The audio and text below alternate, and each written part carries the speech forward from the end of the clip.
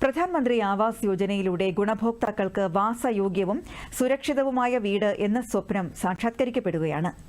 ഇടുക്കി രാജാക്കാട്ടിൽ നിന്നുള്ള റിപ്പോർട്ട് കാണാം.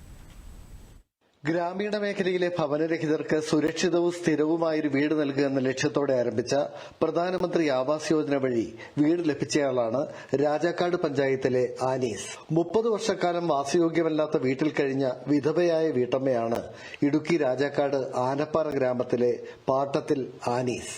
ദീർഘനാളത്തെ കാത്തിരിപ്പിനൊടുവിൽ PMAY പദ്ധതിയിലൂടെ ഒരു വീട് ലഭിച്ചു. വീടിന്റെ നിർമ്മാണം ഏതാണ്ട് പൂർത്തിയായി.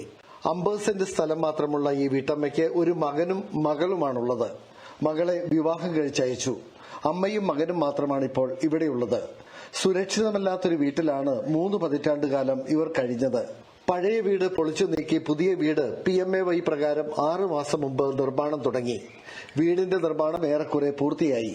ഈ ഓണക്കാലത്ത് പുതിയ വീട്ടിൽ താമസം ആരംഭിക്കാനാണ് ഇവർ ലക്ഷ്യമിടുന്നത്. 30 വർഷമായിട്ട് ഇവിടെ ഒരു പഴയ വീട്ടിൽ താമസിച്ചുകൊണ്ടിരിക്കുകയായിരുന്നു. പല പ്രാവശ്യം അപേക്ഷ വെച്ചെങ്കിലും ലൈഫിന്റെ പദ്ധതിയിൽ 25 സെന്റിന് മുകളിലേക്ക് കിട്ടില്ലാത്തതുകൊണ്ട് അത് കിട്ടാതെ വന്നിട്ടുണ്ട്. ഇപ്പോൾ PMAYയുടെ പദ്ധതിയിൽ ഒരു വീടിനെ അനുവദിച്ചു വന്നു. അത് പണി പൂർത്തിയാക്കിക്കൊണ്ടിരിക്കുന്നു. എങ്കിലും പണി പുരോഗമിച്ചുകൊണ്ടിരിക്കുന്നു. ഇപ്പോൾ കഴിഞ്ഞ ആഴ്ചയിൽ 2 ഗഡു ഇപ്പോൾ ആകെ മൊത്തം കിട്ടിയിട്ടുണ്ട്. ഇനി കിട്ടാനുണ്ട്. എൻ്റെ വീട്ടില് 2 മക്കളാണ്. ഒരു മകളെ കെട്ടിച്ചു വിട്ടു. മകൻ കൂടെയുണ്ട്. കൃഷിപ്പണിയൊക്കെ ആയിട്ട് കഴിയുന്നു.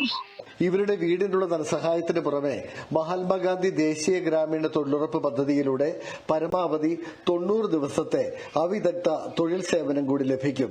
ഗ്രാമീണ മേഖലയിലെ നിരവധി കുടുംബങ്ങളാണ് PMAY പദ്ധതിയിലൂടെ വാസയോഗ്യമായൊരു വീടെന്ന സ്വപ്നം സാക്ഷാത്കരിക്കുന്നത്.